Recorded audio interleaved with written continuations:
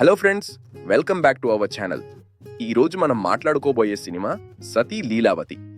Lavanya Tripathi, Dev Mohan lead రోల్స్లో నటించిన ఈ romantic comedy movie మే 8న థియేటర్లలోకి వచ్చింది. మరి ఈ సినిమా ప్రేక్షకులను ఏ మేరకు మెప్పించిందో ఈ రివ్యూలో చూద్దాం.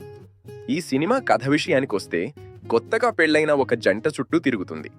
పెళ్లి తర్వాత వచ్చే చిన్న చిన్న గొడవలు, సర్దుబాట్లు మరియు లీలావతి తన వైవాహిక జీవితాన్ని ఎలా కాపాడుకుంది అనేదే ఈ చిత్ర ఇతివృత్తం. ఇది ఒక కంప్లీట్ ఫ్యామిలీ ఎంటర్టైనర్ అని చెప్పొచ్చు.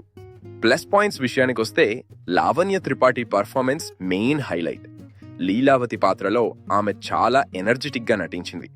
ఆమె నటన సినిమాకి మెయిన్ పిల్లర్. ఇక మిక్కీ జే మేయర్ అందించిన సంగీతం సినిమాకి మంచి ఫీల్ ఇచ్చాయి. కామెడీ కూడా అక్కడక్కడ బాగుంది. విటివి గణేష్, సప్తగిరి మరియు తాగుబోతు రమేష్ల కామెడీ కొన్ని చోట్ల బాగా నవ్విస్తోంది. సినిమాలో వచ్చే ఈ హ్యూమర్ సీన్స్ ఆడియన్స్ని ఎంటర్టైన్ చేస్తాయి. మైనస్ పాయింట్స్లో స్లో నేరేషన్ ప్రధానమైంది.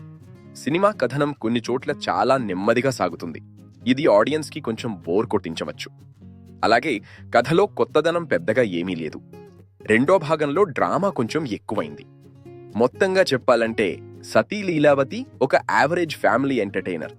పెద్దగా అంచనాలు లేకుండా వెళ్తే వీకెండ్లో ఒకసారి చూడొచ్చు.